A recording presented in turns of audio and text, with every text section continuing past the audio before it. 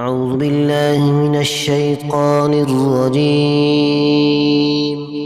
بسم الله الرحمن الرحيم. ليس البر أن تولوا وجوهكم قبل المشرق والمغرب ولكن البر من آمن بالله واليوم الآخر والملائكة والكتاب والنبيين وآتى المال على حبه ذوي القربى واليتامى والمساكين وابن السبيل والسائلين وفي الرقاب وأقام الصلاة وآتى الزكاة والموفون بعهدهم إذا عاهدوا والصابرين في البأساء والضراء وحين البأس أولئك الذين صدقوا وأولئك هم المتقون. يا أيها الذين آمنوا كتب عليكم القصاص في القتلى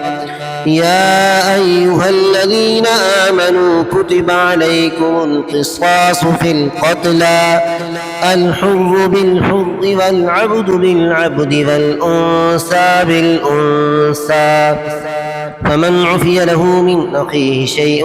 فاتباع بالمعروف وأداء إليه بإحسان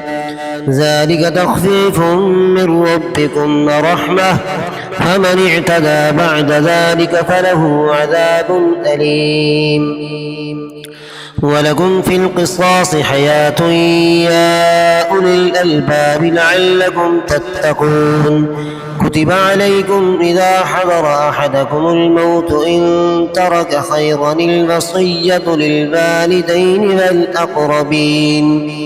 والأقربين بالمعروف حقا على المتقين. فمن بدله بعدما سمعه فإنما إثمه على الذين يبدلونه إن الله سميع عليم. ومن خاف من موص جنفا أو إثما فأصلح بينهم فلا إثم عليه إن الله غفور رحيم. يا أيها الذين آمنوا كتب عليكم الصيام كما كتب على الذين من قبلكم لعلكم تتقون أياما معدودات. فمن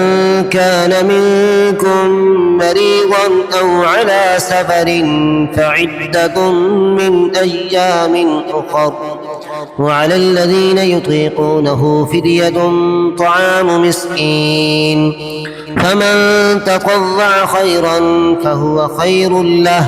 وأن تصوموا خير لكم إن كنتم تعلمون. شهر رمضان الذي أنزل فيه القرآن هدى للناس وبينات من الهدى والفرقان فمن شهد منكم الشهر فليصم ومن كان مريضا أو على سفر فعدة من أيام أخر يريد الله بكم اليسر ولا يريد بكم العسر ولتكملوا العدة ولتكبروا الله على ما هداكم ولعلكم تشكرون. وإذا سألك عبادي عني فإني قريب أجيب دعوة الداع إذا دعاني فليستجيبوا لي وليؤمنوا بي لعلهم يرشدون. أحل لكم ليلة الصيام الرفث إلى نسائكم هن لباس لكم وأنتم لباس لهن علم الله أنكم كنتم تختانون أنفسكم فتاب عليكم وعفى عنكم فالآن باشروهن وابتغوا ما كتب الله لكم وكلوا واشربوا حتى يتبين لكم الخيط الأبيض من الخيط الأسود من الفجر ثم أتموا الصيام إلى الليل ولا تباشروهن وأنتم عاكفون في المساجد تلك حدود الله فلا تقربوها كذلك يبين الله آياته للناس لعلهم يتقون ولا تأكلوا أموالكم بينكم بالباطل وتدلوا بها إلى الحكام لتأكلوا فريقا من أموال الناس بالإثم وأنتم تعلمون يسألونك عن الأهلة قل هي مواقيت للناس والحج وليس البر بأن تأتوا البيوت من ظهورها ولكن البر من اتقى فأتوا البيوت من أبوابها واتقوا الله لعلكم تفلحون وقاتلوا في سبيل الله الذين يقاتلونكم ولا تعتدوا إن الله لا يحب المعتدين واقتلوهم حيث ثقفتموهم وأخرجوهم من حيث أخرجوكم والفتنة أشد من القتل ولا تقاتلوهم عند المسجد الحرام حتى يقاتلوكم فيه فإن قاتلوكم فاقتلوهم كذلك جزاء الكافرين فإن انتهوا فإن الله غفور رحيم وقاتلوهم حتى لا تكون فتنة ويكون الدين لله فإن انتهوا فلا عدوان إلا على الظالمين الشهر الحرام بالشهر الحرام والحرمات قصاص فمن اعتدى عليكم فاعتدوا عليه بمثل ما اعتدى عليكم واتقوا الله واعلموا أن الله مع المتقين وأنفقوا في سبيل الله ولا تلقوا بأيديكم إلى التهلكة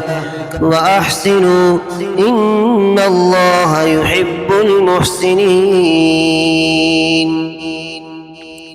وأتموا الحج والعمرة لله فإن أحصرتم فما استيسر من الهدي ولا تحلقوا رؤوسكم حتى يبلغ الهدي محله فمن كان منكم مريضا أو به أذى من رأسه ففدية من صيام أو صدقة أو نسك فإذا أمنتم فمن تمتع بالعمرة إلى الحج فما استيسر من الهدي